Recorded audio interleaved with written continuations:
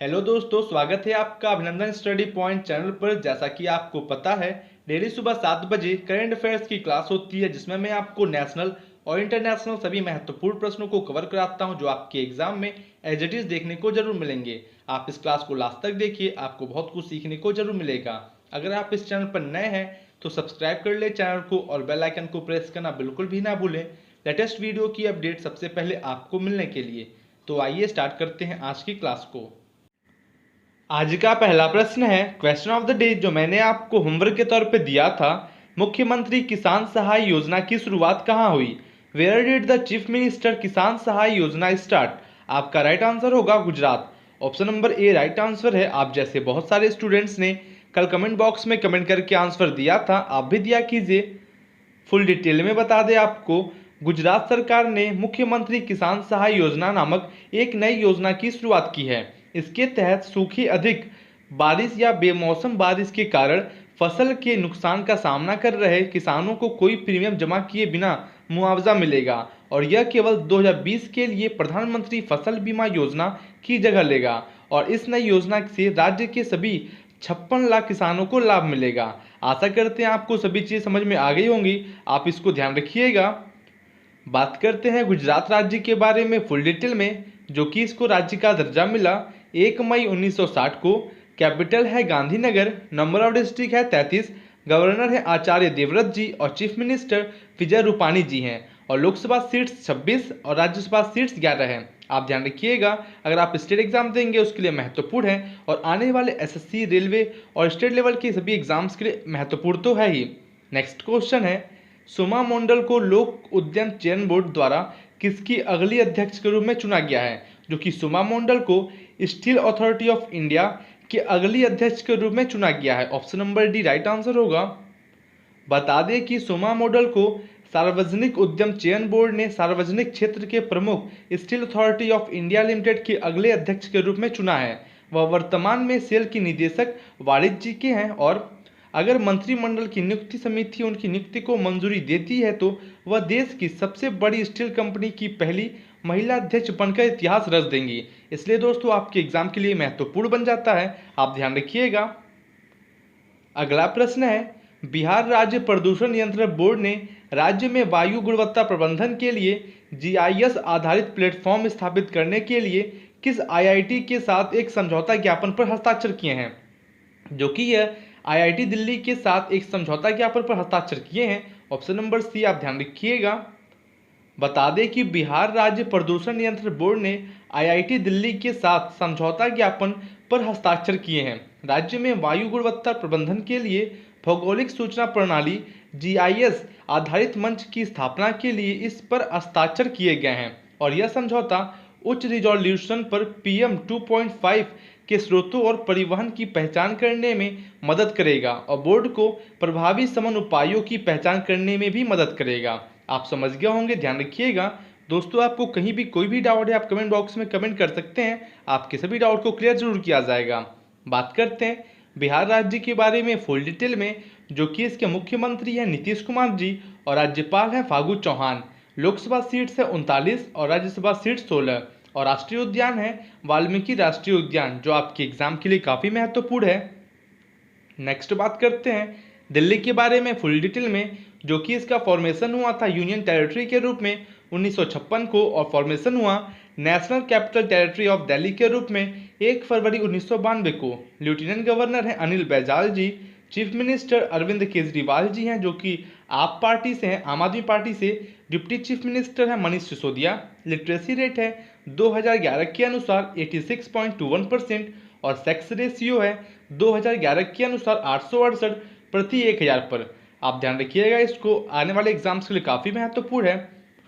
दोस्तों आप इस क्लास को लास्ट तक देखिए, आपको बहुत कुछ सीखने को जरूर मिलेगा, आप में इम्प्रूवमेंट होगा, और आने वाले सभी एग्जाम्स के लिए आप काफ़ी अच्छे तरीके से प्रिपेयर भी हो सकेंगे।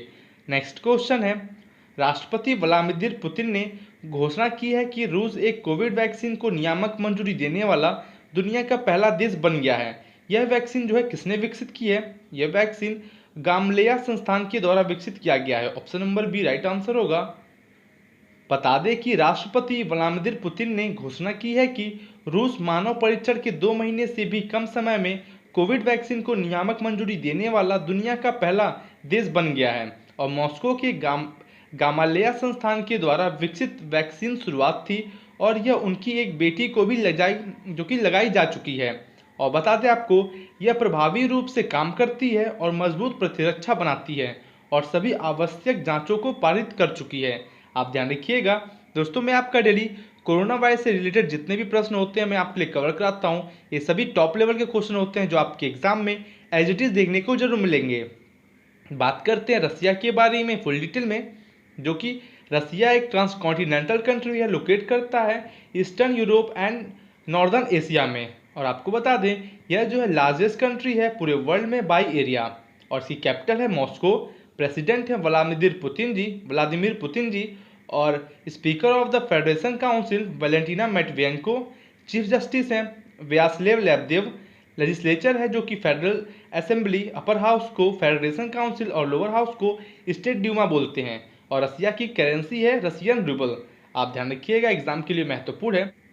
आपको बता दें, कोई भी कंट्री आपकी करंट में है, न्यूज़ में है, तो उससे रिलेटेड उसकी कैपिटल, करेंसी और प्राइम मिनिस्टर, प्रेसिडेंट से प्रश्न एग्जाम में जरूर बनते हैं। आप ध्यान रखिएगा।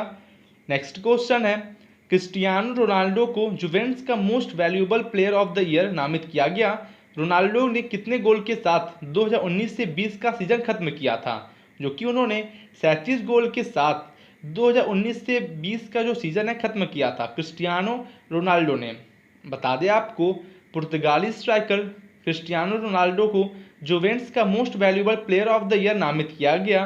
रोनाल्डो ने 37 गोल के साथ 2019 से 20 सत्र समाप्त किया और इसके परिणाम स्वरूप उन्होंने एक ही सत्र में सबसे अधिक गोल दर्ज करने का रिकॉर्ड भी तोड़ दिया।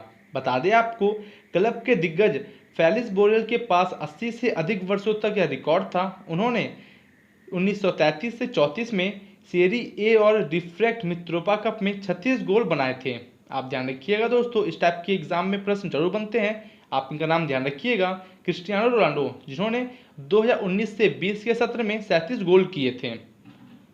अगला प्रश्न है, कर्नाटक सरकार अटलांटा विश्वविद्यालय के एमोरी वैक्सीन केंद्र के साथ मिलकर किस शहर में एक इम्यूनोलॉजी और वैक्सीन अनुसंधान केंद्र स्थापित करने के लिए सहयोग कर रही है? जो कि यह बेंगलुरु शहर के साथ मिलकर के एक इम्यूनोलॉजी और वैक्सीन अनुसंधान केंद्र को स्थापित करने के लिए सहयोग कर रही है।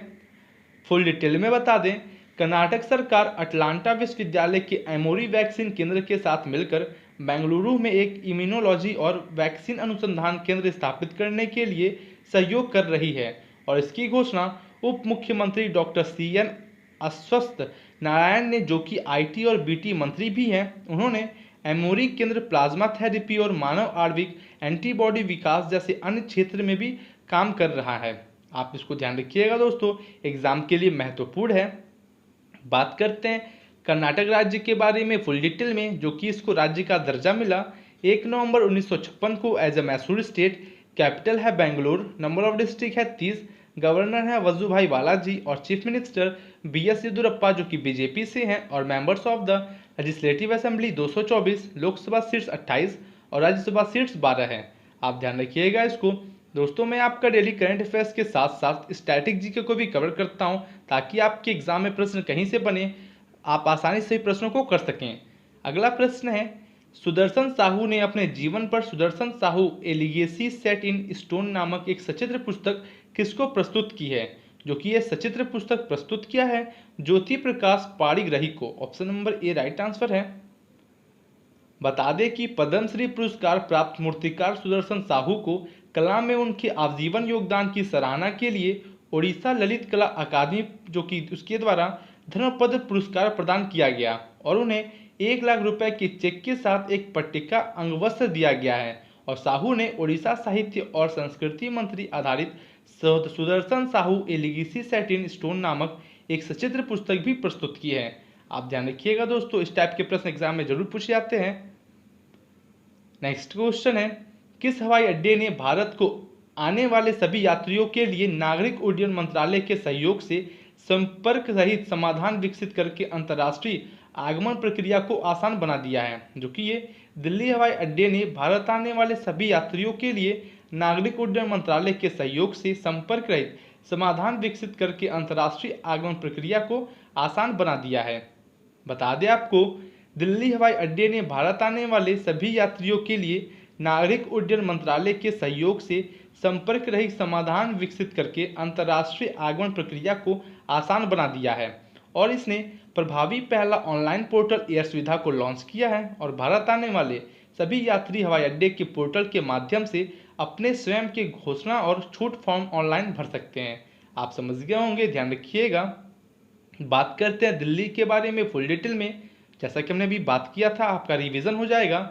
इसका फॉर्मेशन हुआ था यूनियन टेरिटरी के रूप में 1956 को और इसका फॉर्मेशन हुआ national capital territory of Delhi के रूप में 1 फरवरी 1992 को। लेफ्टिनेंट गवर्नर है अनिल बैजल जी, चीफ मिनिस्टर अरविंद केजरीवाल जी हैं और deputy chief minister Manish Sisodia. Literacy rate है 2011 के अनुसार 86.21% और सेक्स रेशियो 2011 के अनुसार है 868 प्रति 1000 पर। आप ध्यान रखिएगा। दोस्तों, अगर आपको ये क्लास अच्छी लग रही हो तो लाइक करें, कमेंट करें और शेयर जरूर करें। अगर आप इस चैनल पर नए हैं तो सब्सक्राइब कर ले चैनल को और बेल आइकन को प्रेस करना बिल्कुल भी ना भूलें लेटेस्ट वीडियो की अपडेट सबसे पहले आपको मिलने के लिए। अगला प्रश्न है, अंतर्राष्ट्रीय युवा दिवस 2020 का विषय क्या है? What is the theme of international youth day 2020? आपका राइट आंसर होगा youth engagement for global action. आप ये ध्यान रखिएगा दोस्तों, थीम से एग्जाम में मोस्ट इंपॉर्टेंट क्वेश्चन है। आपके एग्जाम में थीम से बहुत सारे प्रश्न जरूर पूछे जाते हैं, जो कि अंतर्राष्ट्रीय युवा दिवस 2020 का जो विषय है, थीम है youth engagement for global action. आपको बता दें, अंतर्राष्ट्रीय स्तर पर हर साल 12 अगस्त को अंतर्राष्ट्रीय युवा दिवस मनाया जाता है और इसे संयुक्त राष्ट्र यूएन ने 1999 में युवाओं के विषय में सांस्कृतिक और कानूनी मुद्दे के बारे में जागरूकता बढ़ाने के प्रयास में नामित किया था और पहला इंटरनेशनल यूथ डे 12 अगस्त 2000 को मनाया गया था और तब से सालाना मनाया जा रहा है। और 2020 का जो थीम है, विषय है youth engagement for global action. आप ध्यान रखिएगा इसको। दोस्तों, अगर आपको इस क्लास की पीडीएफ चाहिए, आपको इसी वीडियो के डिस्क्रिप्शन में टेलीग्राम ग्रुप की लिंक मिल जाएगी। आप उस लिंक से ग्रुप में ज्वाइन हो जाइए, आपको सभी पीडीएफ वहाँ पे प्रोवाइड कर दी जाती है। नेक्स्ट क्वेश्चन है, भारत ताइक्वांडो ने अपने एथलीटों के कल्याण के लिए निम्नलिखित में से क्या स्थापित किया है? जो कि निम्नलिखित में से इन्होंने रेफरी आयोग और एथलीट आयोग को स्थापित किया है, यानी कि आपका option number D right answer होगा। बता दें आपको, भारत ताइक्वांडो ने अपने एथलीटों के कल्याण के लिए एक रेफरी और एक एथलीट आयोग की स्थापना की है। रेफरी कमीशन रेफरी के प्रशिक्षण पर ध्यान देगा ताकि सुनिश्चित हो सके कि निष्पक्ष खेल का पालन किया जाए और एथलीट आयोग एथलीटों के सर्वोत्तम हितों की देखभाल करेगा और किसी भी और हर प्रश्न का जवाब देगा जो उनके पास हो सकता है। आप समझ गए होंगे, ध्यान रखिएगा। अगला प्रश्न है, उज्बेकिस्तान गणराज्य के लिए अगले राजदूत के रूप में किसे नियुक्त किया गया है?